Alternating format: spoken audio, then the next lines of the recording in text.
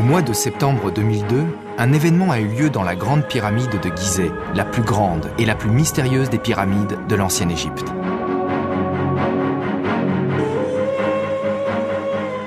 Des équipes d'archéologues et d'ingénieurs ont effectué 2 remarquables recherches retransmises en direct à la télévision. Dans le vieux cimetière des bâtisseurs de pyramides, le plus ancien cercueil jamais trouvé en Égypte a été ouvert. On pense qu'il appartenait à l'un des principaux maîtres d'œuvre du chantier de construction des pyramides.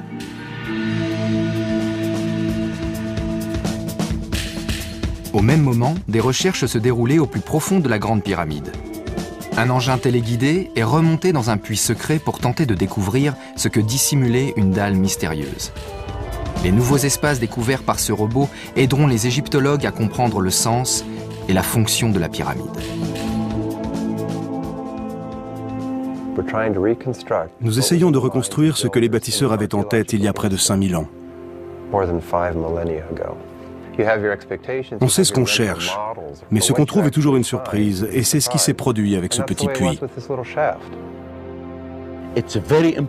C'est un moment crucial pour nous. Cette porte a été l'une des plus importantes découvertes réalisées avant la fin de l'année 2002.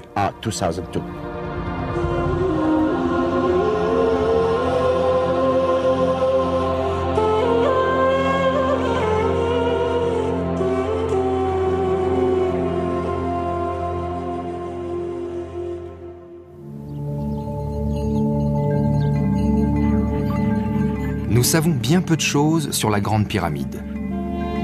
Comment a-t-elle été construite? À quoi servait-elle exactement? Y a-t-il encore des chambres secrètes qui n'ont pas été découvertes? Les archéologues ont passé des années à chercher les réponses à ces questions.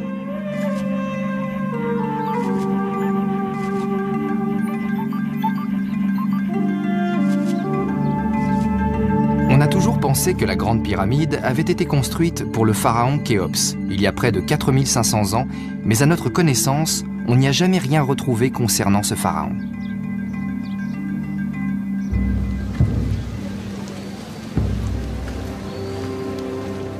Khéops a passé sa vie terrestre à préparer sa mort et ses funérailles.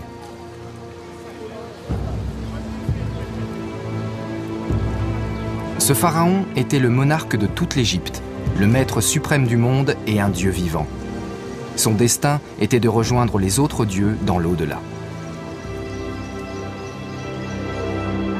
Quand l'embarcation funéraire de Khéops a traversé le Nil pour le faire passer de la rive des vivants sur la rive des morts, tous ses trésors ont été embarqués avec lui pour l'accompagner dans l'au-delà. Nous ignorons ce qu'ils sont devenus.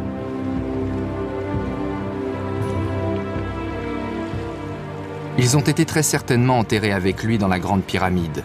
Les égyptologues sont maintenant convaincus qu'elle était bien la sépulture de Khéops.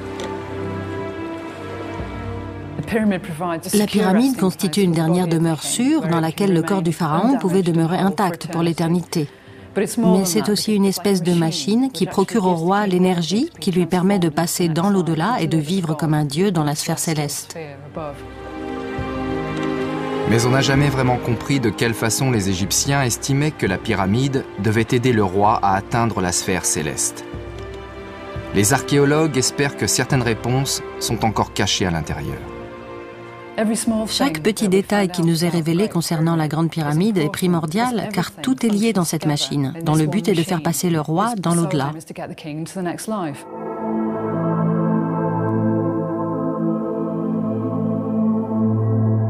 En septembre 2002, des scientifiques décident d'envoyer une caméra télécommandée dans une partie totalement inexplorée de la Grande Pyramide. Cette opération est télévisée. Voici l'entrée de la Grande Pyramide. Ce n'est pas l'entrée d'origine qui a été condamnée après l'inhumation du pharaon. Ce tunnel a été taillé dans la pierre il y a près de 1000 ans. Et il conduit à ce que l'on estime être la chambre funéraire de Khéops. Mais pour arriver jusqu'à la chambre dans laquelle travaille notre équipe, je vais devoir emprunter toute une série de tunnels et de passages qui vont me conduire au cœur de la pyramide. En voici un. Je dois grimper ces hautes marches de pierre pour rejoindre l'endroit où l'équipe tente d'élucider le mystère du puits secret. Ce puits mystérieux a été exploré pour la première fois en 1992 par un ingénieur allemand, Rudolf Gantenbrink. Mais lorsque son robot eut parcouru une soixantaine de mètres à l'intérieur du conduit, son équipe eut la surprise de découvrir que l'issue était condamnée. Une dalle semble avoir été spécialement taillée pour obturer le puits. Mais que sont ces objets semblables à des poignées? S'agit-il d'une porte? Est-ce un indice sur la fonction de la pyramide?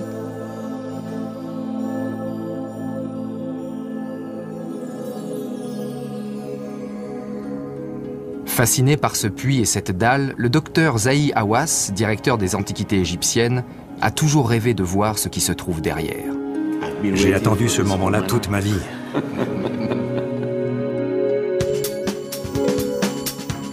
En 2002, un nouveau robot est commandé. Il s'agit d'un appareil sophistiqué capable de transporter toute une série d'outils et de caméras. Et une nouvelle équipe reçoit l'autorisation de travailler à l'intérieur de la pyramide. En septembre, les techniciens ont déjà pratiqué toute une série d'essais sur le robot. La tâche ne s'est pas avérée facile. Non seulement la pierre est située 65 mètres plus haut, mais le puits est terriblement escarpé. Maintenant, l'équipe est prête à envoyer le robot effectuer sa mission définitive. Et voilà la fin de la première étape. Je suis un peu essoufflée car je viens de gravir plus de 35 mètres sur ces énormes marches. Mais ça en valait la peine car je suis maintenant au cœur même de la Grande Pyramide. Je me trouve dans ce qui s'appelle la Grande Galerie. Regardez, ce plafond en pierre est vraiment impressionnant. Les escaliers, situés de chaque côté de la galerie, mènent à l'endroit où le sarcophage de Khéops a été retrouvé dans la chambre funéraire du roi. Je vais emprunter ce tunnel derrière moi jusqu'à la chambre de la reine. On l'appelle ainsi, mais l'épouse de Khéops n'y a pas été inhumée. Nous ignorons quelle est sa fonction. C'est l'une des énigmes que nous espérons résoudre ce soir.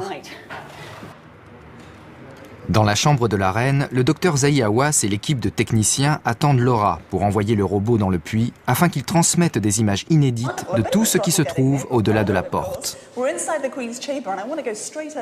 L'engin, qui va devoir remonter le long du puits escarpé pour atteindre la dalle, transporte une minuscule caméra installée à l'extrémité d'un bras télescopique. C'est cette caméra qui va franchir la porte. Le robot va se glisser dans ce tunnel qui fait une cinquantaine de centimètres carrés. Zahi, je dois vous poser une question. Quelqu'un a-t-il déjà jeté un coup d'œil? Non, mais j'ai ma petite idée. L'envoi d'un robot dans l'inconnu n'est pas la seule aventure de cette soirée. À moins de 2 km des pyramides, un autre événement exceptionnel est en train de se produire. Le docteur Hawass a donné son autorisation pour pratiquer l'ouverture d'une tombe récemment découverte. Les hiéroglyphes indiquent que c'est celle d'un maître bâtisseur appelé Nesut Wessert. C'est une découverte très rare. Il s'agit du sarcophage scellé le plus ancien jamais retrouvé en Égypte. La tombe de Nesut Wessert est la plus récente découverte faite dans un surprenant cimetière qui a totalement modifié notre compréhension de la construction des pyramides.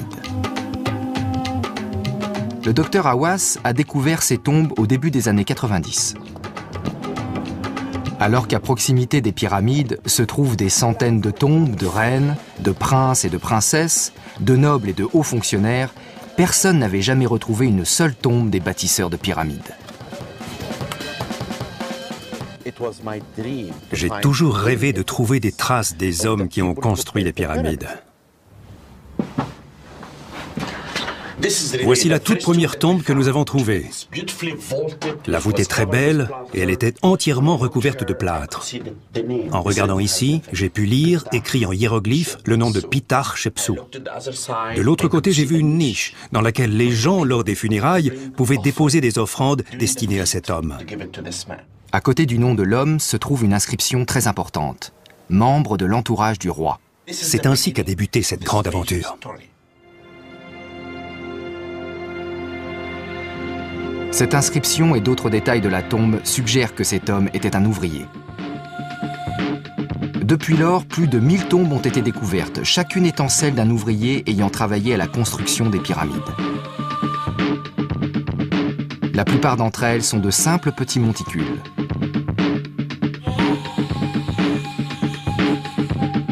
Plus haut sur la colline, de plus grandes tombes ont été découvertes, les sépultures des bâtisseurs de pyramides. Cette découverte est primordiale.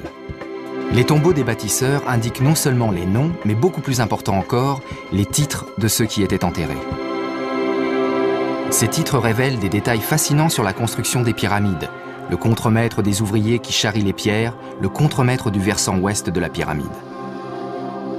Chaque nouvelle appellation est une indication sur la façon dont les Égyptiens organisent leur travail. À l'instar du pharaon, les ouvriers emportaient avec eux ce qui allait être indispensable à leur vie dans l'au-delà. En l'occurrence, des douzaines de jarres de bière, sans doute pleines.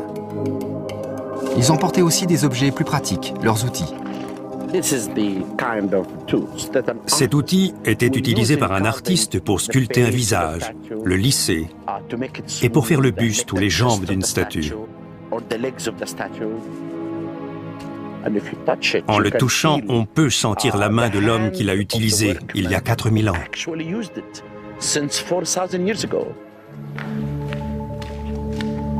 Les trésors provenant des tombes de Gizeh sont conservés dans un entrepôt dans lequel aucune caméra de télévision n'avait encore jamais pénétré. Mais pour le docteur Hawass, les objets les plus étonnants sont les statues qui montrent à quoi ressemblaient les ouvriers. Cette statue a une grande valeur à mes yeux, car c'est la première que nous avons trouvée pendant les fouilles. Cette femme moud du grain, elle prépare la nourriture et le pain des ouvriers qui travaillent à la construction des pyramides. C'est très important.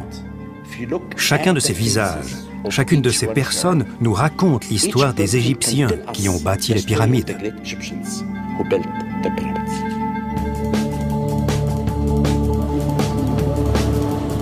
La dernière et sans doute la plus excitante des tombes découvertes dans le cimetière des ouvriers est celle de Nesut Wessert. Il était un des principaux maîtres d'œuvre du projet de construction des pyramides. Et le 16 septembre 2002, son sarcophage est sur le point d'être ouvert. Il s'agit du sarcophage scellé le plus ancien jamais retrouvé en Égypte. Et nous espérons qu'il va nous donner de nouvelles indications sur la construction de ces monuments.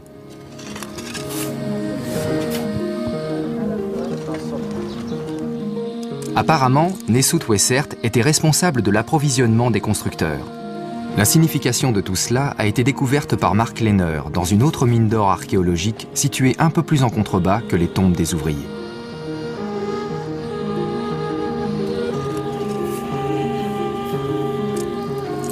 Lorsqu'en 1980, Mark entreprend de dresser la carte de l'intégralité du plateau de Gizeh, il trouve les carrières dans lesquelles les pierres destinées aux pyramides étaient taillées, mais il n'y a aucune trace de l'endroit où vivaient les ouvriers.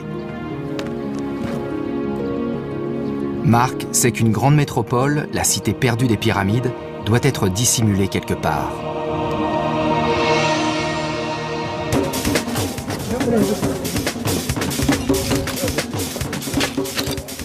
Lorsque nous avons entrepris ces fouilles, nous ne savions pas exactement ce que nous allions trouver. Nous avions une grande quantité de pyramides et de tombes, mais nous ignorions comment les gens vivaient. Quand on rassemble des dizaines de milliers de personnes pour construire une pyramide, quelles traces laisse-t-il? C'est à moins d'1,5 km de la Grande Pyramide, à la limite de la banlieue du Caire, qu'il découvre ce qu'il cherche. En fouillant les ruines de cette cité des pyramides, nous avons trouvé des milliers et des milliers de fragments d'ossements animaux. Tout le long de l'artère principale, il y avait ce genre d'os qui devait être jeté par les bouchers. Des mâchoires, des dents et des articulations. Ce qui nous a amené à nous demander si la plus grande partie de la ville n'était pas consacrée à l'abattage du bétail et à la préparation des repas. La viande était une nourriture réservée aux riches, et la découverte faite par Mark va totalement à l'encontre de l'histoire racontée depuis toujours aux touristes, et qui veut que les pyramides aient été construites par des milliers d'esclaves.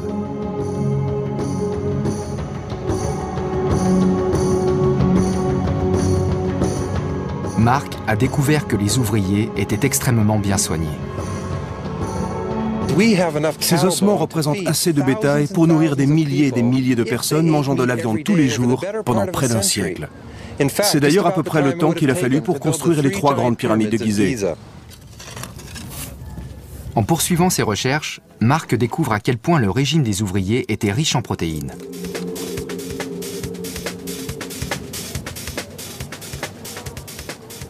On dirait l'arête d'un petit poisson. C'est l'une des millions de minuscules arêtes de poissons éparpillées sur le site. Donc, en plus de la viande, les ouvriers de la cité se nourrissaient d'une grande quantité de poissons du Nil.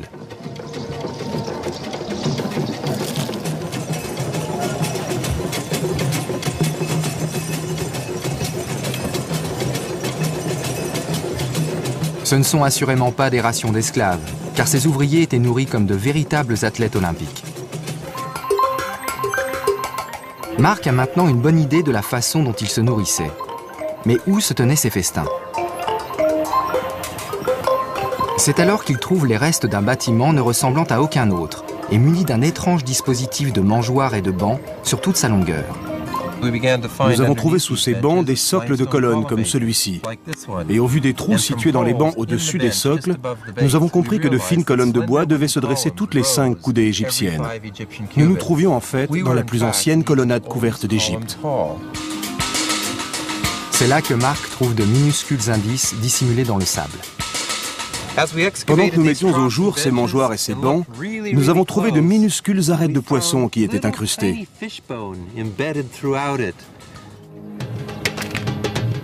S'agit-il des restes de table ayant meublé la première et plus ancienne cafétéria du monde? C'est peut-être ici que chaque matin, les ouvriers venaient se nourrir copieusement. Un repas riche en protéines était le meilleur moyen de se préparer à la journée qui les attendait et au travail phénoménal qu'ils avaient entrepris. Et cette colossale entreprise d'approvisionnement était contrôlée par des intendants de la maison du roi, des personnes qui, comme Nesut Wessert, sont mortes à Gizeh pendant la construction des pyramides.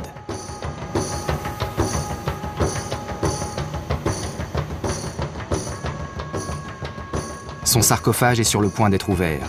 On espère que la sépulture d'un tel personnage pourra fournir de nouvelles indications sur la façon dont les pyramides ont été construites. Au même moment, une autre équipe s'apprête à obtenir de nouvelles informations sur la fonction même de la pyramide.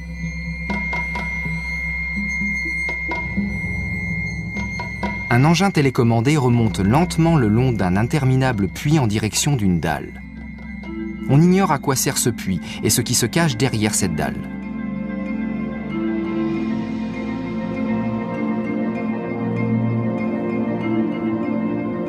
Des milliers d'ouvriers des pyramides ont travaillé pour construire la sépulture du pharaon, le dieu fait homme, et nous savons maintenant que le monument qu'ils édifiaient était le plus complexe qui ait jamais été entrepris. Pendant que la pyramide de Khéops s'élevait, les bâtisseurs construisaient parallèlement un labyrinthe intérieur.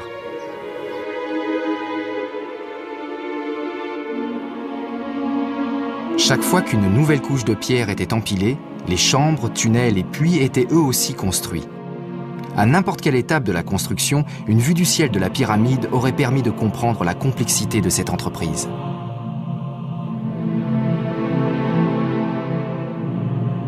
Certains de ces espaces intérieurs sont très vastes.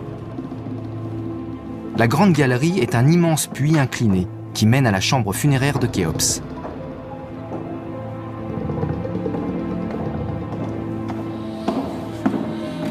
À l'entrée de la chambre funéraire du roi, les ouvriers qui ont construit la pyramide ont mis en place un ingénieux système destiné à arrêter les pilleurs de tombes.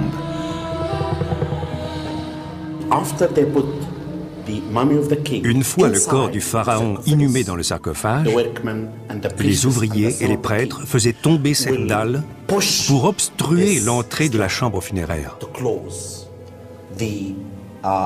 Le pharaon était alors enterré en toute sécurité pour sa vie dans l'au-delà.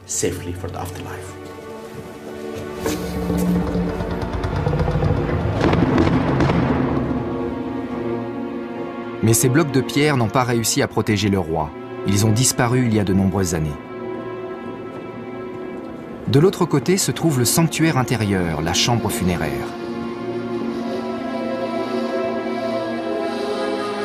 C'est ici que reposait le corps du roi, enseveli dans un énorme sarcophage. Et tout comme dans la chambre de la reine, il y a ici 2 petits puits pointés vers le ciel. On ignore encore à quoi servaient ces derniers. Certaines des grandes chambres sont tout aussi énigmatiques, comme par exemple la chambre souterraine se trouvant sous la pyramide. Elle est située à presque 30 mètres sous terre et ne peut être atteinte qu'à l'aide d'un puits escarpé. Cet espace a été taillé à même la roche, mais n'a jamais été terminé. Personne ne sait en quoi ces chambres et ces puits pouvaient aider l'âme du roi à accomplir sa destinée dans l'au-delà.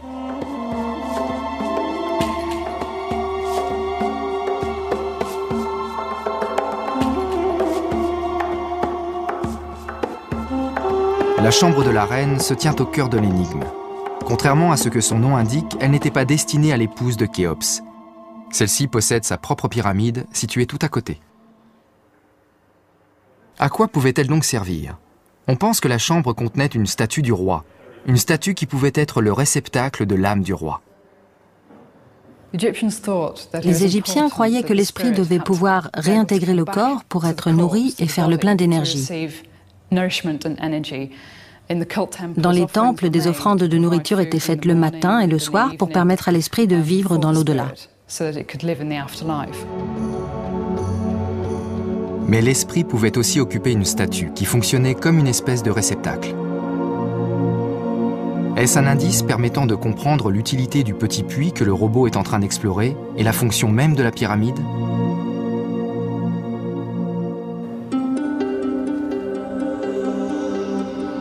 Un peu plus tôt, le docteur Hawass et Meg Waters, l'un des membres de l'équipe scientifique, ont escaladé la pyramide jusqu'à l'endroit où les orifices des puits de la chambre de la reine sont censés se trouver, à peu près à mi-chemin du sommet.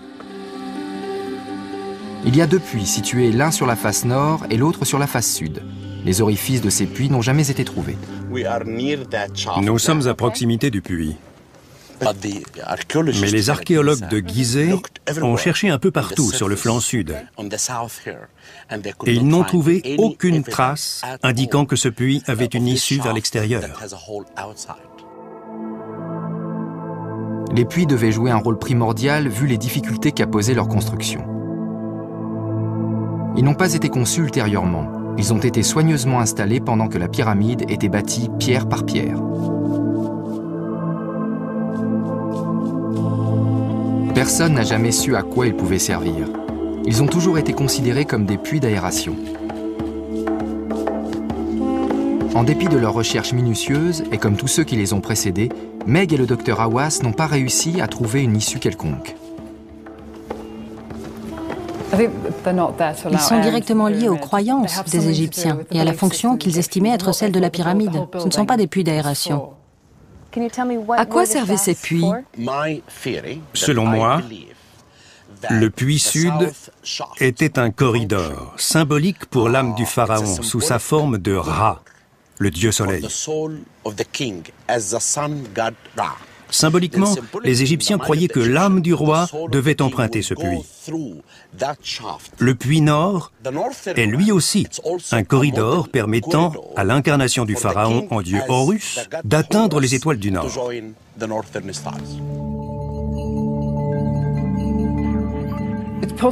Il est possible que ces puits lui aient permis de faire ça, son esprit pouvant rejoindre les cieux et revenir dans son corps. Comme une voie à double sens qui lui permettait de quitter la terre et d'y revenir quand il le désirait. Est-ce là le secret de ces puits? S'agissait-il de voies permettant de diriger l'âme du pharaon vers la sphère céleste du ciel septentrional et du ciel austral?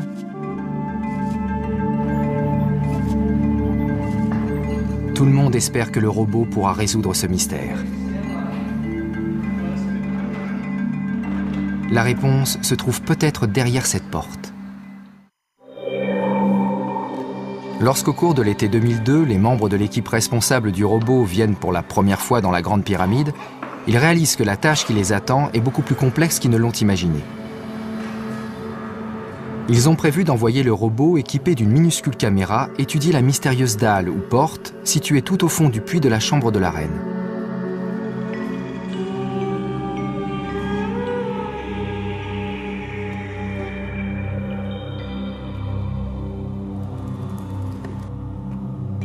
D'abord, tout se déroule sans encombre. Les parois du puits sont lisses et le robot se déplace facilement.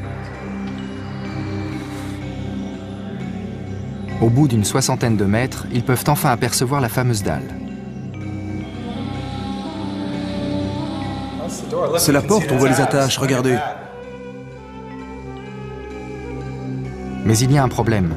La paroi devient irrégulière et le robot se retrouve en face d'une espèce de marche.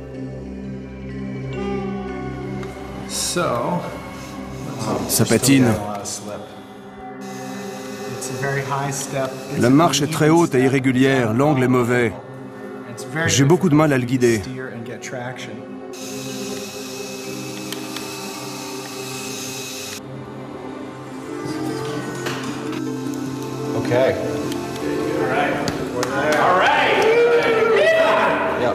Ils réussissent finalement à lui faire franchir la marche quand soudain, c'est l'accident. Il redescend.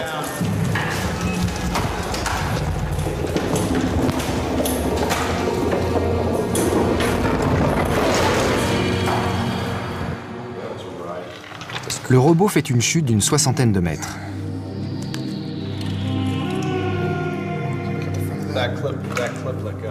Heureusement, il est intact. Il finit par atteindre son objectif. Le docteur Hawass et les membres de l'équipe obtiennent enfin une bonne image de la dalle et de ses étranges poignées de cuivre. Regardez comme la pierre est lisse. Oui, elle est vraiment très lisse.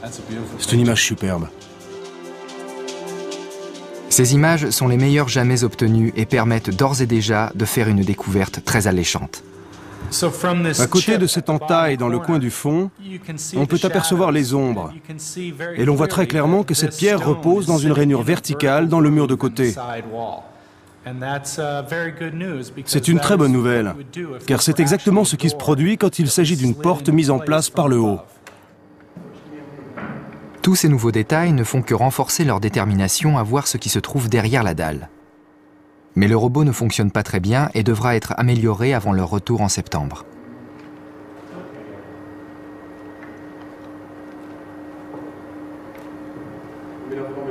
L'espoir de trouver de nouvelles chambres secrètes à l'intérieur de la pyramide n'est pas une utopie. Des chambres dissimulées ont été déjà découvertes par de précédents explorateurs.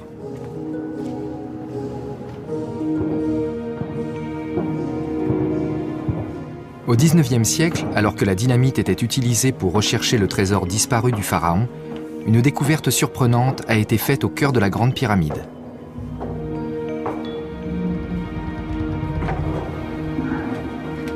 Plusieurs pièces secrètes ont été mises au jour au-dessus de la chambre funéraire du pharaon.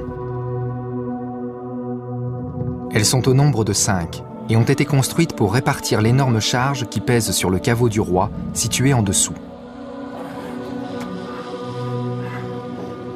Pour les atteindre, le docteur Hawass doit ramper dans le tunnel creusé par la dynamite. C'est ici qu'une découverte sensationnelle a été faite. D'anciens hiéroglyphes nous apprennent que les pyramides ont été construites par des ouvriers organisés en équipes. Chaque équipe était constituée de 1000 ouvriers. L'équipe elle-même était divisée en petites unités appelées files. C'est un mot grec qui signifie tribu. Chaque tribu était constituée de 200 ouvriers. Les files étaient elles-mêmes divisées en équipes plus restreintes qui portaient tout un nom. La grande, la verte, endurance. Il y en avait même une baptisée perfection. Mais les égyptologues sont encore plus fascinés par ce qu'ils trouvent dans la chambre supérieure.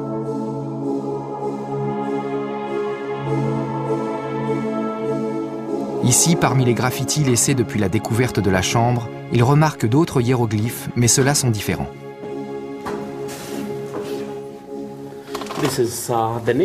C'est la première fois que nous trouvons le nom de Khéops inscrit à l'intérieur de la pyramide. Khéops, à l'intérieur d'un cartouche. Ensuite, il y a le mot Dhehaperu. Et Simsu, c'est le nom de l'équipe qui a construit les pyramides. Elle s'appelait les Amis de Khéops. Bizarrement, c'est le seul endroit de la pyramide où l'on peut lire le nom de Khéops. En En signant leur travail dans ce lieu sacré, ces ouvriers ont atteint l'immortalité.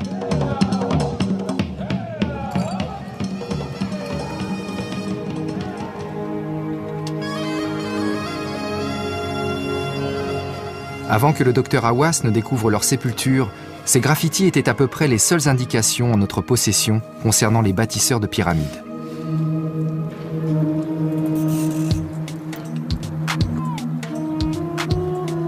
Aujourd'hui, quantité de détails fascinants sur leur vie nous ont été révélés.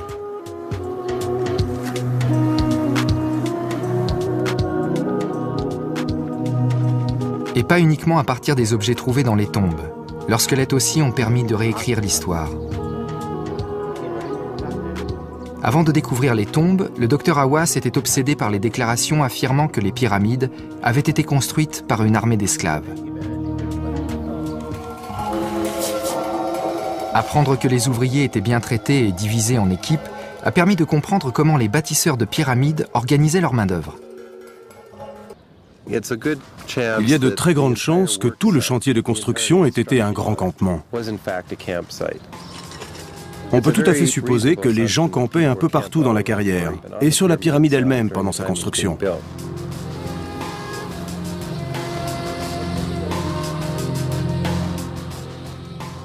Certains ouvriers, sans doute la main-d'œuvre saisonnière, devaient vivre à proximité des pyramides et étaient nourris avec des produits de bonne qualité apportés par les gens de la ville.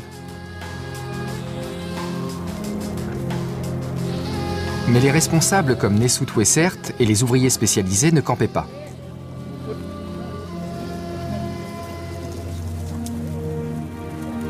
Où vivaient-ils donc? Il manque toujours à Marc des éléments clés de ce tableau, mais cela ne va pas tarder à changer. Vers la fin de la saison des fouilles, l'équipe de Marc a repoussé encore plus loin les limites du site et découvert ainsi un élément capital du puzzle. Ce n'est que dans les dernières semaines, quand nous sommes allés plus à l'est, que nous avons commencé à trouver ces pièces et ces petites habitations. La cité des bâtisseurs de pyramides commence enfin à avoir un sens. Ici, dans ce coin, se trouvent les demeures des ouvriers permanents de la pyramide et de leurs familles. Les artisans, les contremaîtres, les potiers, les tisserands et les charpentiers.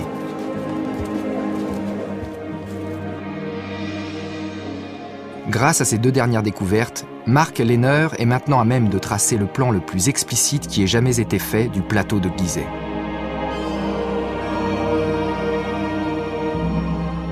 Voici la première cité industrielle du monde, entourée des maisons où vivaient les artisans spécialisés et leurs familles, et un campement pour les ouvriers saisonniers. Il s'agissait d'une opération très bien organisée pour un incroyable projet de construction. Et le contremaître Nesut Wessert était l'un des piliers de cette organisation. Le 16 septembre 2002, son sarcophage est sur le point d'être ouvert et de fournir de nouvelles données. On va maintenant soulever la pierre. Je vais essayer de filmer à l'intérieur.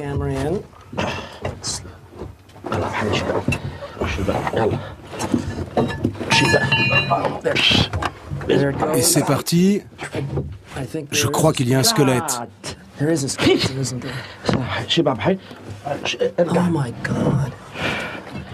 Dites-nous ce que vous voyez, Zahi. Je vois un homme allongé et la tête du squelette. À l'intérieur du sarcophage se trouve un squelette parfaitement bien conservé. Il est couché sur le côté, la tête tournée vers le levant, comme c'était la coutume dans l'Égypte ancienne. Mais y a-t-il dans le sarcophage d'autres choses qui pourraient nous fournir plus d'informations sur Nesut Wessert? Vous voyez des objets, Zahi, des amulettes? Pour le moment, Jay, je ne veux rien déplacer. Chaque élément sera transporté avec beaucoup de précautions au laboratoire pour y être radiographié. Nous connaîtrons alors son âge, le moment de sa mort et les maladies qu'il a eues. Le crâne a l'air parfaitement intact. Où est ma brosse? Je peux nettoyer ce superbe visage et demander à cet homme de nous raconter le monde dans lequel les Égyptiens construisaient les pyramides. C'est vraiment un message que nous transmet Nesut Wessert, et je suis heureux qu'il ait pu préserver son corps.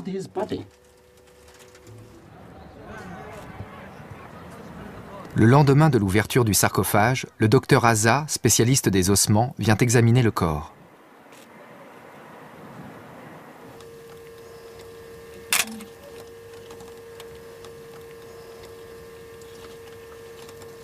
Dès qu'elle s'empare de l'os du bassin, son œil expérimenté y découvre certaines informations. C'est un homme.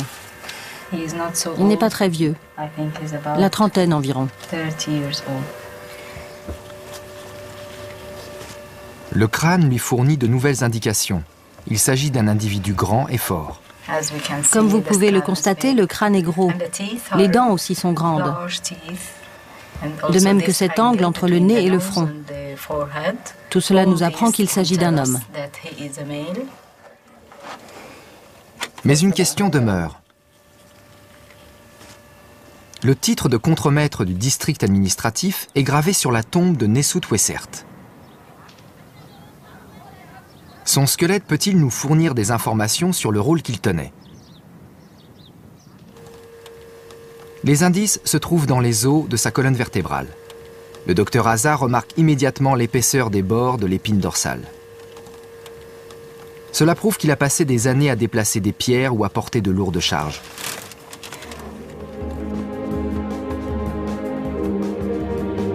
Ainsi, cet homme, dont le titre suggère qu'il était en contact direct avec le pharaon, a aussi travaillé comme ouvrier.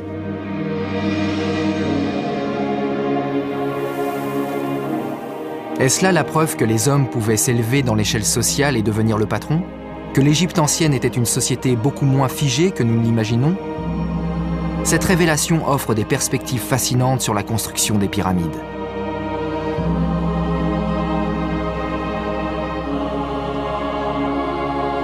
Mais la découverte la plus significative est encore à venir, alors que le robot se dirige lentement vers la dalle mystérieuse.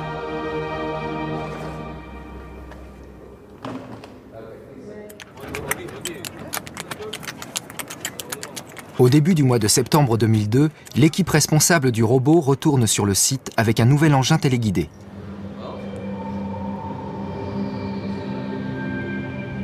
Le robot transporte une rampe qui doit l'aider à franchir la marche. S'il n'y arrive pas, tout le projet tombe à l'eau.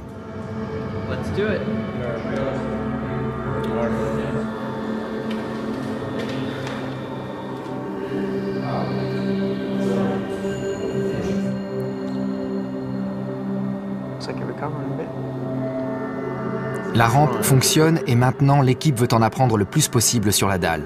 Se déplace-t-elle? Ou n'est-ce qu'un gros bloc massif?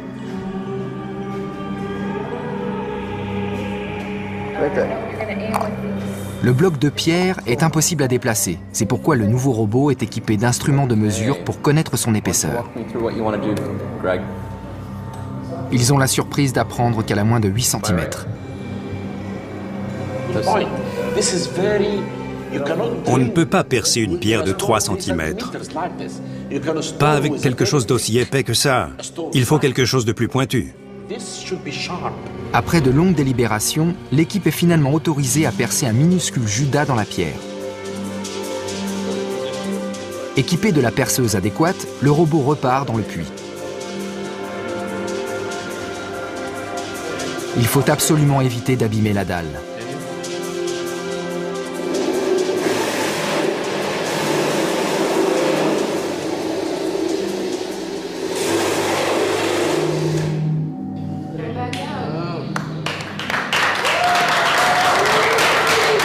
Le trou est parfait et n'a causé aucun dégât.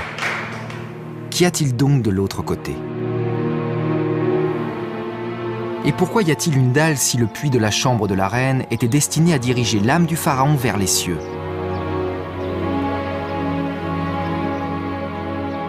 La réponse tient peut-être de la magie.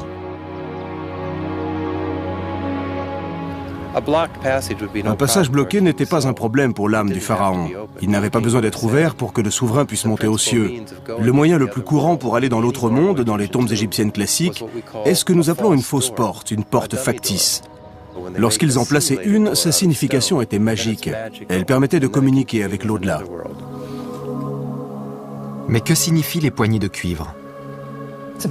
Pour les Égyptiens, les espaces se rapportant à leurs différentes existences devaient être bien définis par des barrières ou des seuils.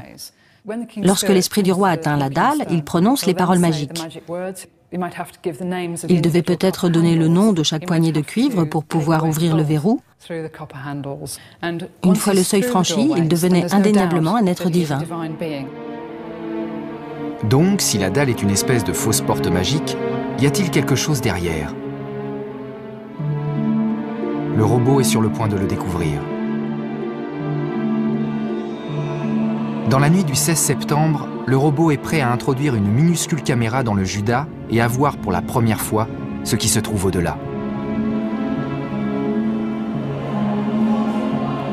Le moment de vérité est venu, n'est-ce pas, Zahi? La caméra est alignée dans l'axe de ce trou de 2 cm percé dans la dalle. Nous allons pouvoir suivre sa progression à l'aide de cette caméra et savoir s'il y a quelque chose derrière cette porte de pierre et, le cas échéant, ce qu'il y a. Regardons ce qui va se passer, les lumières sont allumées. Vous pouvez voir la caméra progresser régulièrement dans le trou. Zahi, dites-nous ce qui est en train de se passer. La caméra est dans le trou. Regardez ça. On entend des cris ici. Je dois vous dire que notre équipe d'archéologues attend ce moment depuis des mois. C'est terriblement excitant. Que voyons-nous, Zahi? On peut voir une autre porte scellée. Une autre porte scellée? Oui, Que sont ces marques sur la porte? ce sont des fissures. C'est une autre porte scellée. Nous sommes en face d'une autre porte scellée. C'est incroyable. Je suis très heureux que nous ayons trouvé un nouvel espace. Nous avons découvert une autre chambre scellée. C'est la première fois qu'un nouvel espace est découvert depuis longtemps. La petite chambre scellée est le premier nouveau lieu découvert dans la Grande Pyramide depuis 130 ans. J'étais très émue et très étonnée en voyant la surface blanche de la roche située en face. C'était une surprise. Se retrouver face à une chose que personne n'a vue depuis 4500 ans. Le lendemain, tout le monde est de retour dans la chambre de la reine pour examiner la découverte. En utilisant le bras de la caméra comme instrument de mesure, il calcule la taille du nouvel espace. Nous avons mesuré l'espace qui sépare les 2 dalles, celle du fond et celle de devant. La distance est de 18 cm. Cette chambre ne mesure donc que 18 cm de profondeur.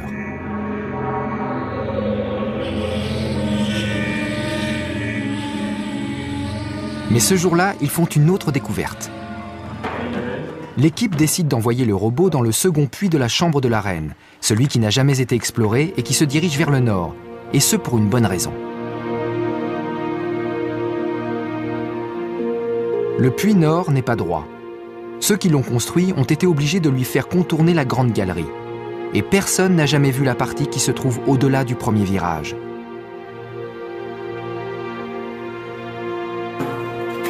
Après des manœuvres interminables, le robot réussit à franchir l'obstacle. Au cours de son ascension dans le puits, il doit éviter une tige qui a été introduite par des explorateurs dans les années 20. Eux aussi avaient essayé de résoudre l'énigme des puits.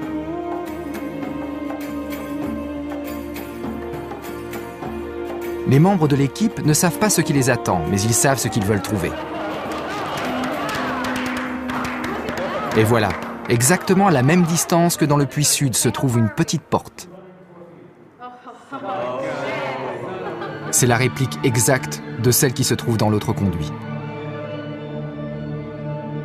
Pour Mark Lehner, cette découverte d'une deuxième porte donne encore plus de signification au puits.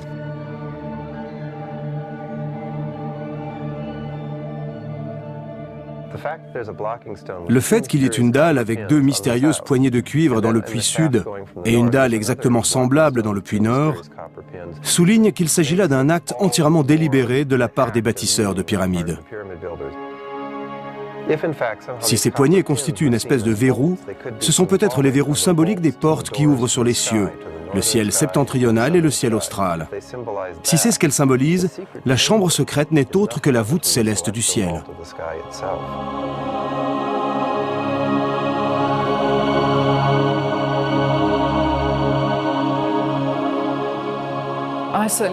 J'ai toujours été troublée par l'idée d'un dieu présent à la fois dans la chambre funéraire et dans les étoiles. Comment y accédait-il? Maintenant, nous avons une réponse qui cadre avec la logique pragmatique des Égyptiens. Ils lui permettent d'accéder aux cieux par l'intermédiaire de portes, ce qui est exactement ce qu'il faut. Elles sont conçues pour être empruntées par le roi et par lui seul, et elles constituent une voie directe. La découverte d'une nouvelle chambre permet d'envisager la présence éventuelle d'autres espaces secrets dans ces puits. Le fait qu'il y ait un espace et puis une autre dalle pourrait signifier que ce sont des modèles réduits des dalles qui bloquent l'accès à la chambre du roi. Des petites herses mobiles qui symbolisent la fermeture des passages qui mènent à la chambre de la reine. Peut-être y a-t-il donc dans chacun de ces puits une série de portes que l'esprit du souverain doit franchir. Mais il s'agit de passages magiques, ce qui explique le fait que les puits n'aient pas d'issue à l'extérieur de la pyramide. Ces portes et ces puits mystérieux ne mènent que dans l'au-delà. Je ne serais pas surprise qu'il y en ait d'autres. Il y a différentes étapes pour accéder à l'au-delà. C'est pourquoi le pharaon doit franchir un premier seuil, puis un second, et qui sait combien d'autres encore. C'est un moment primordial pour nous. Cette porte est l'une des plus importantes découvertes réalisées avant la fin de l'année 2002. Je pense que ce n'est qu'un début. Nous allons continuer à découvrir de nouvelles chambres dans les pyramides.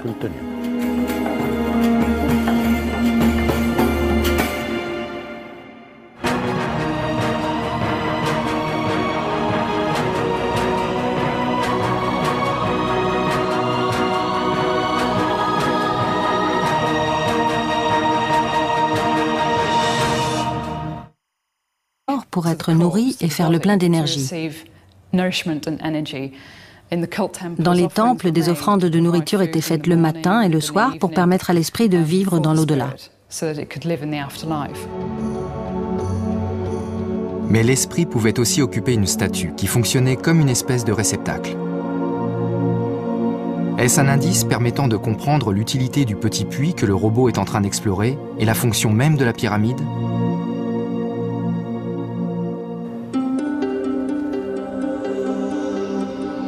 Un peu plus tôt, le docteur Hawass et Meg Waters, l'un des membres de l'équipe scientifique, ont escaladé la pyramide jusqu'à l'endroit où les orifices des puits de la chambre de la reine sont censés se trouver, à peu près à mi-chemin du sommet. Il y a deux puits situés l'un sur la face nord et l'autre sur la face sud. Les orifices de ces puits n'ont jamais été trouvés. Nous sommes à proximité du puits.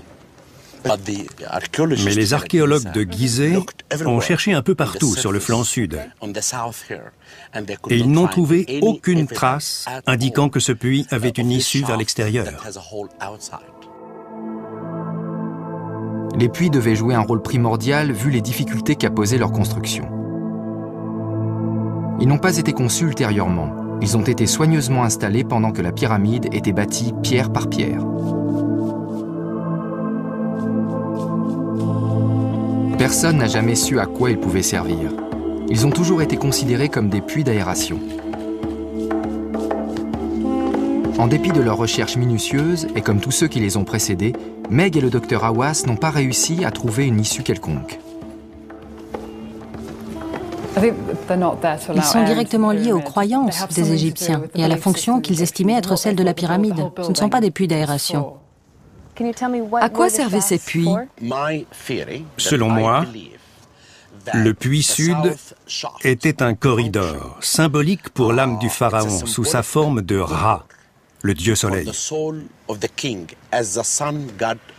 Symboliquement, les Égyptiens croyaient que l'âme du roi devait emprunter ce puits. Le puits nord est lui aussi un corridor permettant à l'incarnation du pharaon en dieu Horus d'atteindre les étoiles du nord.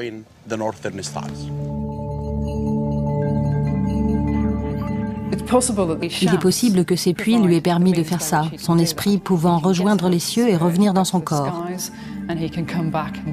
Comme une voie à double sens qui lui permettait de quitter la terre et d'y revenir quand il le désirait.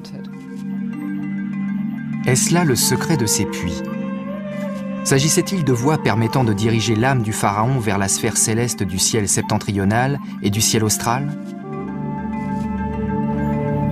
devaient emprunter ce puits. Le puits nord est lui aussi un corridor permettant à l'incarnation du pharaon en dieu Horus d'atteindre les étoiles du nord.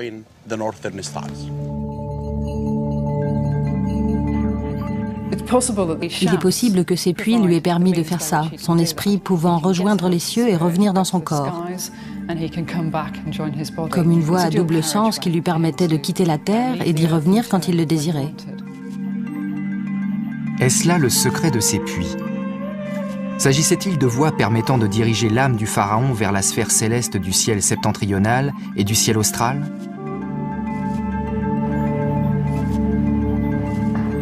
Tout le monde espère que le robot pourra résoudre ce mystère. La réponse se trouve peut-être derrière cette porte. Lorsqu'au cours de l'été 2002, les membres de l'équipe responsable du robot viennent pour la première fois dans la Grande Pyramide, ils réalisent que la tâche qui les attend est beaucoup plus complexe qu'ils ne l'ont imaginé. Ils ont prévu d'envoyer le robot équipé d'une minuscule caméra étudier la mystérieuse dalle ou porte située tout au fond du puits de la chambre de la reine.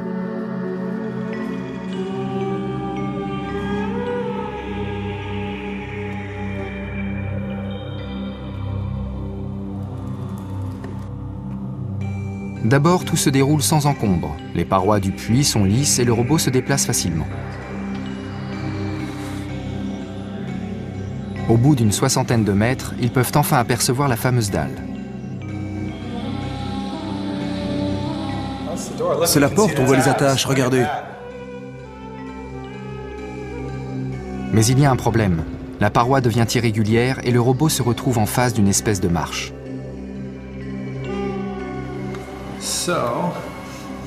Ça patine. La marche est très haute et irrégulière, l'angle est mauvais. J'ai beaucoup de mal à le guider.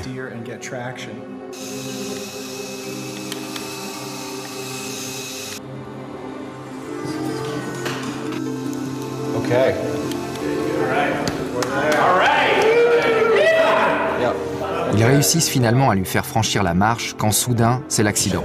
Il redescend.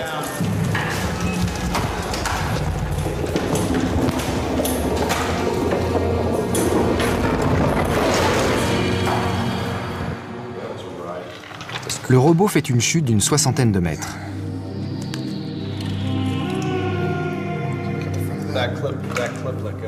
Heureusement, il est intact.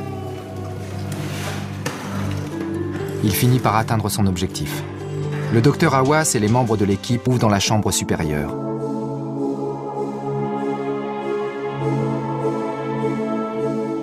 Ici, parmi les graffitis laissés depuis la découverte de la chambre, ils remarquent d'autres hiéroglyphes, mais ceux-là sont différents.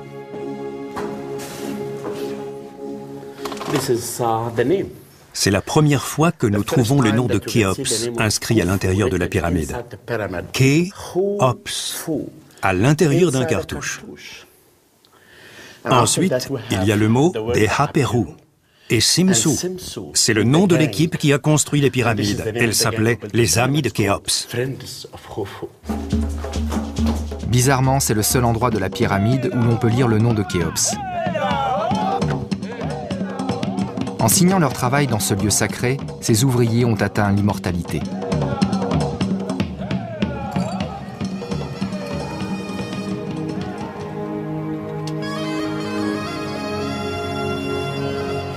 Avant que le docteur Hawass ne découvre leur sépulture, ces graffitis étaient à peu près les seules indications en notre possession concernant les bâtisseurs de pyramides.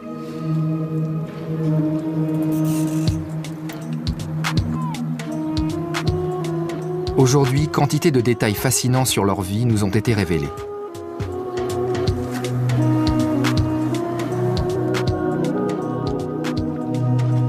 Et pas uniquement à partir des objets trouvés dans les tombes. Leurs squelettes aussi ont permis de réécrire l'histoire. Avant de découvrir les tombes, le docteur Hawass était obsédé par les déclarations affirmant que les pyramides avaient été construites par une armée d'esclaves. Apprendre que les ouvriers étaient bien traités et divisés en équipes a permis de comprendre comment les bâtisseurs de pyramides organisaient leur main-d'œuvre. Il y a de très grandes chances que tout le chantier de construction ait été un grand campement. On peut tout à fait supposer que les gens campaient un peu partout dans la carrière et sur la pyramide elle-même pendant sa construction.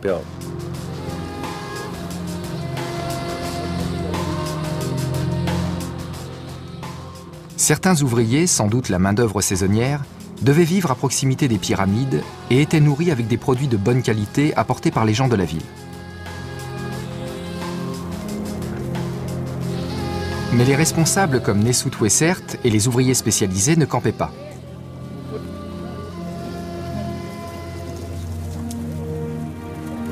Où vivaient-ils donc? Il manque toujours à Marc des éléments clés de ce tableau, mais cela ne va pas tarder à changer. Vers la fin de la saison des fouilles, l'équipe de Marc a repoussé encore plus loin les limites du site et découvert ainsi un élément capital du puzzle.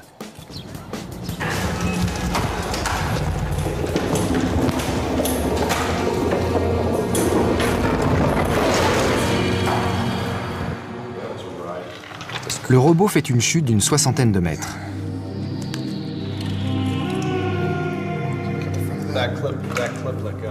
Heureusement, il est intact. Il finit par atteindre son objectif. Le docteur Hawass et les membres de l'équipe obtiennent enfin une bonne image de la dalle et de ses étranges poignées de cuivre. Regardez comme la pierre est lisse. Oui, elle est vraiment très lisse. C'est une image superbe. Ces images sont les meilleures jamais obtenues et permettent d'ores et déjà de faire une découverte très alléchante. À côté de cette entaille dans le coin du fond, on peut apercevoir les ombres. Et l'on voit très clairement que cette pierre repose dans une rainure verticale dans le mur de côté.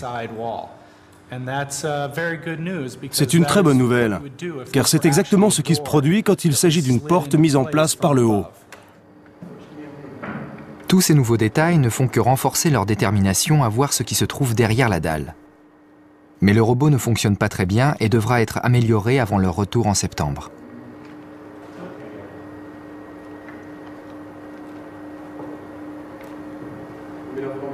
L'espoir de trouver de nouvelles chambres secrètes à l'intérieur de la pyramide n'est pas une utopie. Des chambres dissimulées ont été déjà découvertes par de précédents explorateurs.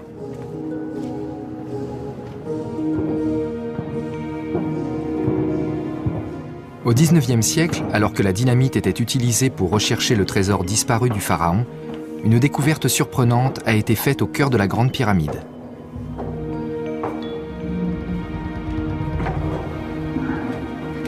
Plusieurs pièces secrètes ont été mises au jour au-dessus de la chambre funéraire du pharaon. Elles sont au nombre de 5 et ont été construites pour répartir l'énorme charge qui pèse sur le caveau du roi, situé en dessous. Pour les atteindre, le docteur Hawass doit ramper dans le tunnel creusé par la dynamite. C'est ici qu'une découverte sensationnelle a été faite. D'anciens hiéroglyphes nous apprennent que les pyramides ont été construites par des ouvriers organisés en équipes. Chaque équipe était constituée de 1000 ouvriers. L'équipe elle-même était divisée en petites unités appelées files. C'est un mot grec qui signifie tribu. Chaque tribu était constituée de 200 ouvriers. Les files étaient elles-mêmes divisées en équipes plus restreintes qui portaient tout un nom. La grande, la verte, endurance. Il y en avait même une. Cette statue a une grande valeur à mes yeux, car c'est la première que nous avons trouvée pendant les fouilles. Cette femme moud du grain, elle prépare la nourriture et le pain des ouvriers qui travaillent à la construction des pyramides. C'est très important. Chacun de ces visages, chacune de ces personnes nous raconte l'histoire des Égyptiens qui ont bâti les pyramides.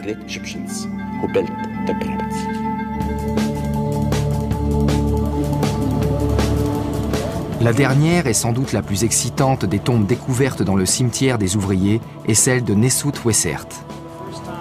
Il était un des principaux maîtres d'œuvre du projet de construction des pyramides. Et le 16 septembre 2002, son sarcophage est sur le point d'être ouvert. Il s'agit du sarcophage scellé le plus ancien jamais retrouvé en Égypte, et nous espérons qu'il va nous donner de nouvelles indications sur la construction de ces monuments.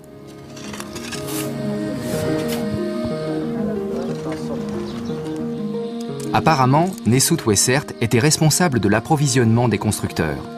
La signification de tout cela a été découverte par Mark Lehner dans une autre mine d'or archéologique située un peu plus en contrebas que les tombes des ouvriers.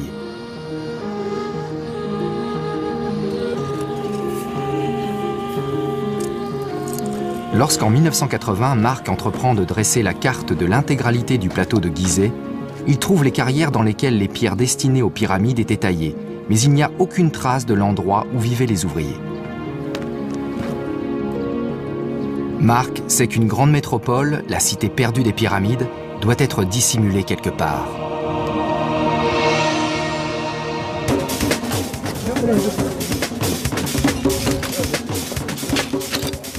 Lorsque nous avons entrepris ces fouilles, nous ne savions pas exactement ce que nous allions trouver. Nous avions une grande quantité de pyramides et de tombes, mais nous ignorions comment les gens vivaient. Quand on rassemble des dizaines de milliers de personnes pour construire une pyramide, quelles traces laisse-t-il? C'est à moins d'1,5 km de la Grande Pyramide, à la limite de la banlieue du Caire, qu'il découvre ce qu'il cherche. En fouillant les ruines de cette cité des pyramides, nous avons trouvé des milliers et des milliers de fragments d'ossements animaux. Tout le long de l'artère principale, il y avait ce genre d'os qui devait être jeté par les bouchers. Des mâchoires, des dents et des articulations. Ce qui nous a amené à nous demander si la plus grande partie de la ville n'était pas consacrée à l'abattage du bétail et à la préparation des repas. La viande était une nourriture réservée aux riches, et la découverte faite par Mark va totalement à l'encontre de l'histoire racontée depuis toujours aux touristes, et qui veut que les pyramides aient été les tisserands et les charpentiers.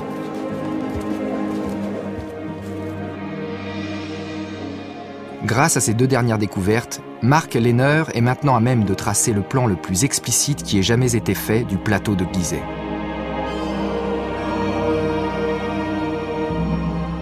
Voici la première cité industrielle du monde, entourée des maisons où vivaient les artisans spécialisés et leurs familles, et un campement pour les ouvriers saisonniers. Il s'agissait d'une opération très bien organisée pour un incroyable projet de construction. Et le contremaître Nesut-Wessert était l'un des piliers de cette organisation. Le 16 septembre 2002, son sarcophage est sur le point d'être ouvert et de fournir de nouvelles données. On va maintenant soulever la pierre. Je vais essayer de filmer à l'intérieur.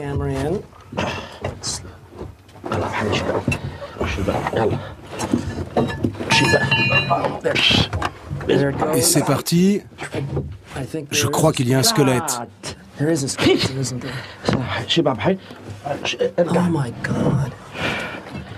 Dites-nous ce que vous voyez, Zahi. Je vois un homme allongé et la tête du squelette. À l'intérieur du sarcophage se trouve un squelette parfaitement bien conservé. Il est couché sur le côté, la tête tournée vers le levant, comme c'était la coutume dans l'Égypte ancienne. Mais y a-t-il dans le sarcophage d'autres choses qui pourraient nous fournir plus d'informations sur Nesut-Wessert? Vous voyez des objets, Zahi, des amulettes? Pour le moment, Jay, je ne veux rien déplacer. Chaque élément sera transporté avec beaucoup de précautions au laboratoire pour y être radiographié. Nous connaîtrons alors son âge, le moment de sa mort et les maladies qu'il a eues. Le crâne a l'air parfaitement intact. Où est ma brosse? Je peux nettoyer ce superbe visage et demander à cet homme de nous raconter le monde dans lequel les Égyptiens construisaient les pyramides. C'est vraiment un message que nous transmet Nesut-Wessert, et je suis heureux qu'il ait pu préserver son corps.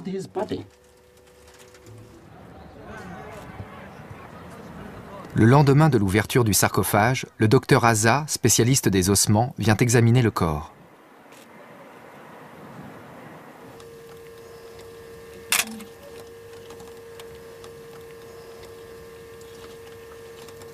Dès qu'elle s'empare de l'os du bassin, son œil expérimenté y découvre certaines informations. C'est un homme. Il n'est pas très vieux. La trentaine environ. Le crâne lui fournit de nouvelles indications. Il s'agit d'un individu grand et fort. Comme vous pouvez le constater, le crâne est gros. Les dents... Maintenant, l'équipe est prête à envoyer le robot effectuer sa mission définitive. Et voilà la fin de la première étape. Je suis un peu essoufflée car je viens de gravir plus de 35 mètres sur ces énormes marches. Mais ça en valait la peine car je suis maintenant au cœur même de la Grande Pyramide. Je me trouve dans ce qui s'appelle la Grande Galerie. Regardez, ce plafond en pierre est vraiment impressionnant. Les escaliers, situés de chaque côté de la galerie, mènent à l'endroit où le sarcophage de Khéops a été retrouvé dans la chambre funéraire du roi. Je vais emprunter ce tunnel derrière moi jusqu'à la chambre de la reine. On l'appelle ainsi, mais l'épouse de Khéops n'y a pas été inhumée. Nous ignorons quelle est sa fonction.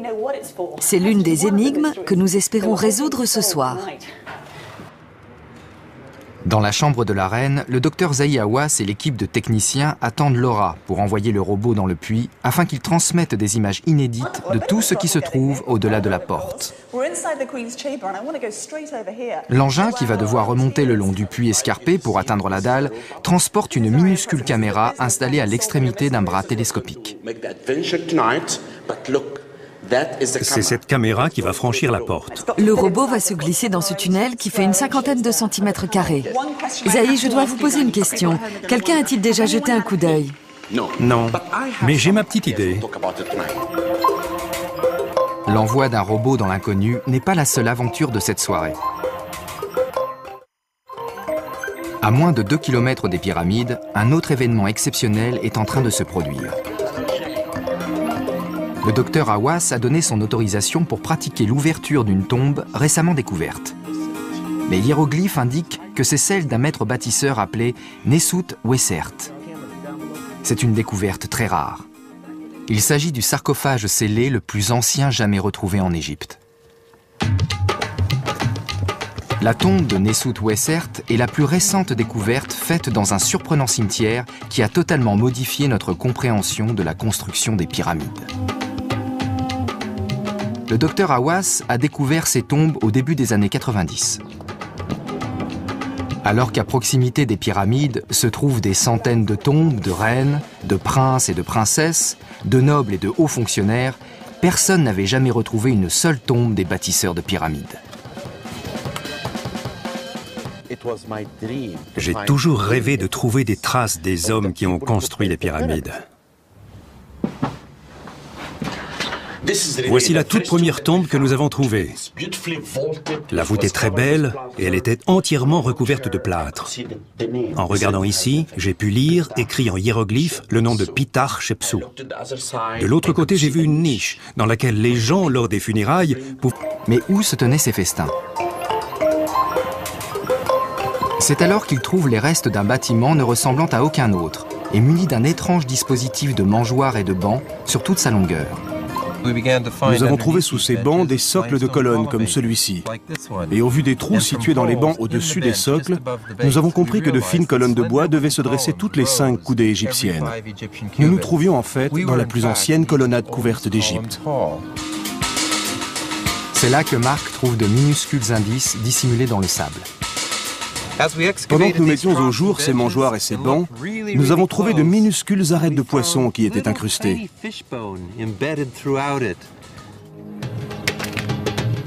S'agit-il des restes de tables ayant meublé la première et plus ancienne cafétéria du monde? C'est peut-être ici que chaque matin, les ouvriers venaient se nourrir copieusement. Un repas riche en protéines était le meilleur moyen de se préparer à la journée qui les attendait et au travail phénoménal qu'ils avaient entrepris. Et cette colossale entreprise d'approvisionnement était contrôlée par des intendants de la maison du roi, des personnes qui, comme Nesut Wessert, sont mortes à Gizeh pendant la construction des pyramides.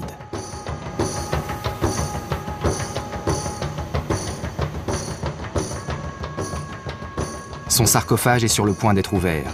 On espère que la sépulture d'un tel personnage pourra fournir de nouvelles indications sur la façon dont les pyramides ont été construites. Au même moment, une autre équipe s'apprête à obtenir de nouvelles informations sur la fonction même de la pyramide.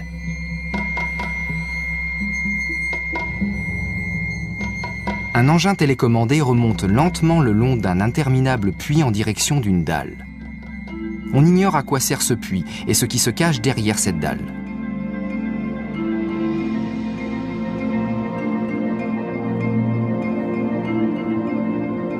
Des milliers d'ouvriers des pyramides ont travaillé pour construire la sépulture du pharaon, le dieu fait homme, et nous savons maintenant que le monument qu'ils édifiaient était le plus complexe qui ait jamais été entrepris.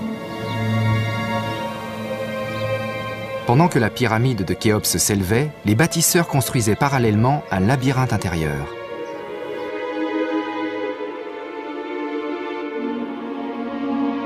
Chaque fois qu'une nouvelle couche de pierre était empilée, les chambres, tunnels et puits étaient eux aussi construits.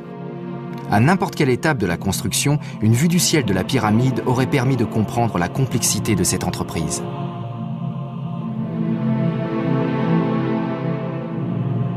Certains de ces espaces intérieurs sont très vastes. La Grande Galerie est un immense puits incliné qui mène à la chambre funéraire de Khéops.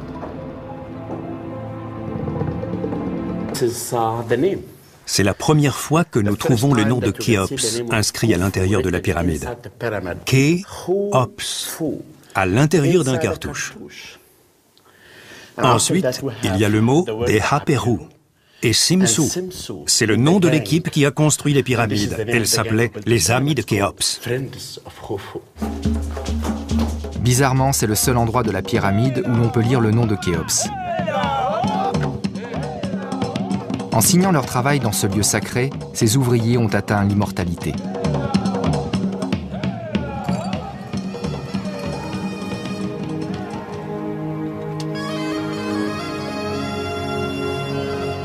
Avant que le docteur Hawass ne découvre leur sépulture, ces graffitis étaient à peu près les seules indications en notre possession concernant les bâtisseurs de pyramides.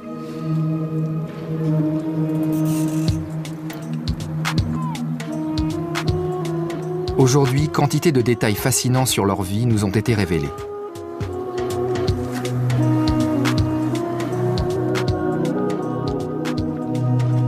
Et pas uniquement à partir des objets trouvés dans les tombes.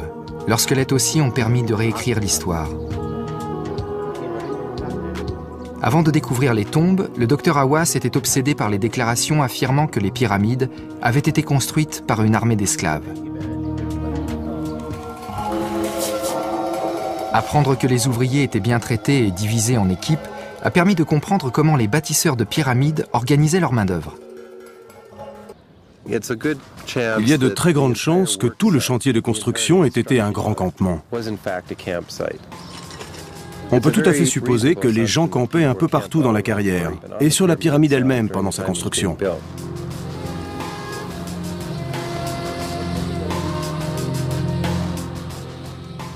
Certains ouvriers, sans doute la main-d'œuvre saisonnière, devaient vivre à proximité des pyramides et étaient nourris avec des produits de bonne qualité apportés par les gens de la ville. Mais les responsables comme Nesut Wessert et les ouvriers spécialisés ne campaient pas.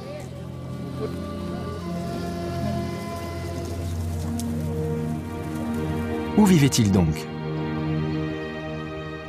Il manque toujours à Marc des éléments clés de ce tableau, mais cela ne va pas tarder à changer. Vers la fin de la saison des fouilles, l'équipe de Marc a repoussé encore plus loin les limites du site et découvert ainsi un élément capital du puzzle. Ce n'est que dans les dernières semaines, quand nous sommes allés plus à l'est, que nous avons commencé à trouver ces pièces et ces petites habitations. La cité des bâtisseurs de pyramides commence enfin à avoir un sens. Ici, dans ce coin, se trouvent les demeures des ouvrières.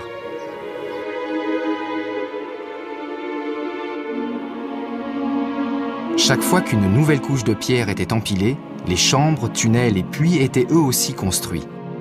À n'importe quelle étape de la construction, une vue du ciel de la pyramide aurait permis de comprendre la complexité de cette entreprise.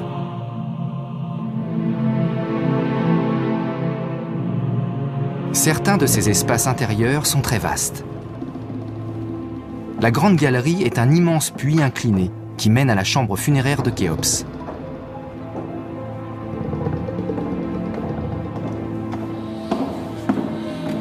À l'entrée de la chambre funéraire du roi, les ouvriers qui ont construit la pyramide ont mis en place un ingénieux système destiné à arrêter les pilleurs de tombes.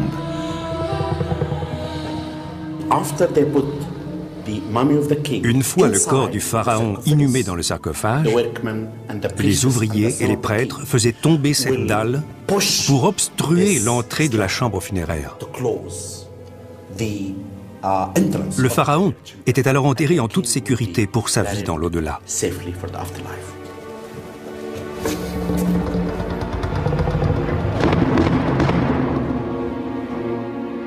Mais ces blocs de pierre n'ont pas réussi à protéger le roi. Ils ont disparu il y a de nombreuses années. De l'autre côté se trouve le sanctuaire intérieur, la chambre funéraire. C'est ici que reposait le corps du roi, enseveli dans un énorme sarcophage. Et tout comme dans la chambre de la reine, il y a ici deux petits puits pointés vers le ciel. On ignore encore à quoi servaient ces derniers. Certaines des grandes chambres sont tout aussi énigmatiques, comme par exemple la chambre souterraine se trouvant sous la pyramide. Elle est située à presque 30 mètres sous terre et ne peut être atteinte qu'à l'aide d'un puits escarpé. Cet espace a été taillé à même la roche, mais n'a jamais été terminé. Personne ne sait en quoi ces chambres et ces puits pouvaient aider l'âme du roi à accomplir sa destinée dans l'au-delà.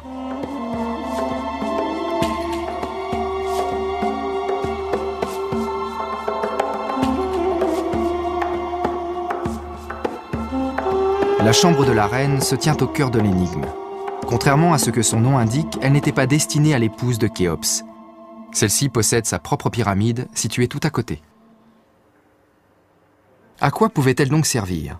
On pense que la chambre contenait une statue du roi, une statue qui pouvait être le réceptacle de l'âme du roi.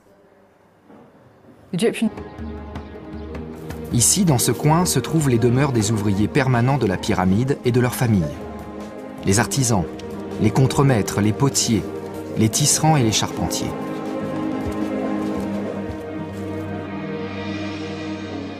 Grâce à ces deux dernières découvertes, Mark Lehner est maintenant à même de tracer le plan le plus explicite qui ait jamais été fait du plateau de Gizeh.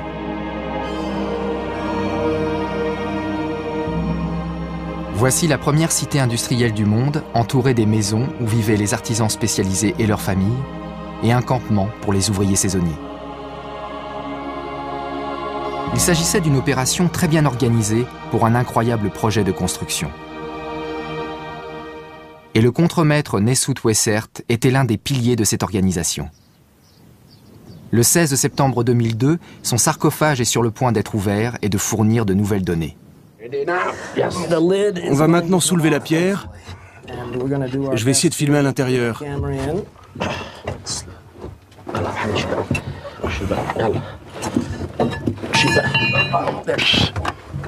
Et c'est parti. Je crois qu'il y a un squelette.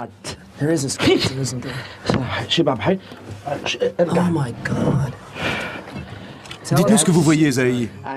Je vois un homme allongé et la tête du squelette. À l'intérieur du sarcophage se trouve un squelette parfaitement bien conservé. Il est couché sur le côté, la tête tournée vers le levant, comme c'était la coutume dans l'Égypte ancienne. Mais y a-t-il dans le sarcophage d'autres choses qui pourraient nous fournir plus d'informations sur Nesut Wessert?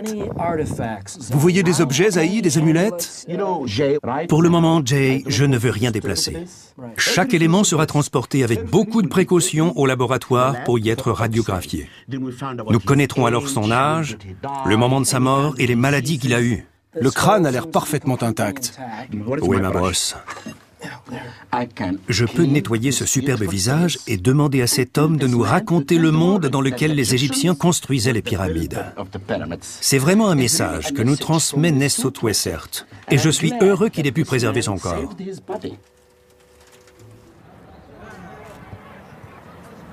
Le lendemain de l'ouverture du sarcophage, le docteur Aza, spécialiste des ossements, vient examiner le corps.